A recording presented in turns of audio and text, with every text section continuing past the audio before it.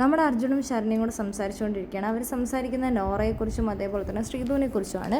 കഴിഞ്ഞ 2 ആഴ്ച നമ്മുടെ ബിഗ് ബോസ് വീട്ടിൽ പൊരിഞ്ഞടി തന്നെയായിരുന്നു. കിച്ചണിൻ്റെ പല പേരുകളിലും പല പ്രശ്നങ്ങളും നടക്കുകയും ചെയ്തിട്ടുണ്ടായിരുന്നു.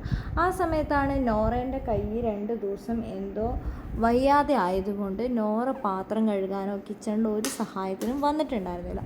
അത് നമ്മുടെ ശ്രീധുവും അതേപോലെ തന്നെ അപ്സരയും അതേപോലെ തന്നെ ശരണ്യയും കൂടി ചേർന്ന് വലിയ രീതിയിലുള്ളൊരു പ്രശ്നമാക്കുകയും നമ്മുടെ സിജുവിനോടൊക്കെ പറയും, സിജുവൊക്കെ അതിലിടപെടുകയൊക്കെ ചെയ്തിട്ടുണ്ടായിരുന്നു. എന്താണെങ്കിലും ഈ പ്രശ്നം ഇപ്പോൾ വലിയൊരു പ്രശ്നമായി മാറിയിരിക്കുകയാണ്.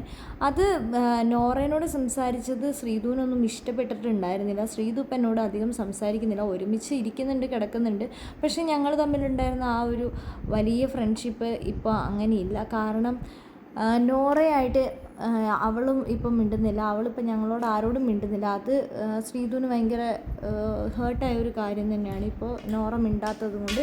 അതുകൊണ്ട് തന്നെ നോറേനോട് ഇപ്പം അധികം ശ്രീധുവും സംസാരിക്കാൻ പോകാറില്ല. ഇന്നലെ തന്നെ അർജുനോട് നോറ വന്ന് സംസാരിച്ചുകൊണ്ടിരിക്കുന്ന സമയത്ത് നോറ പറയുന്നുണ്ടായിരുന്നു, ഞാൻ ഇരിക്കുന്നത് കൊണ്ട് ശ്രീധു പോയെന്ന്.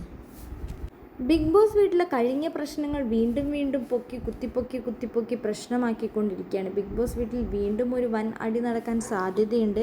നമ്മുടെ ശരണ്യയും അതേപോലെ തന്നെ നോറയും ഒക്കെ തമ്മിൽ നമുക്കെന്താണെങ്കിലും കാത്തിരിക്കാം.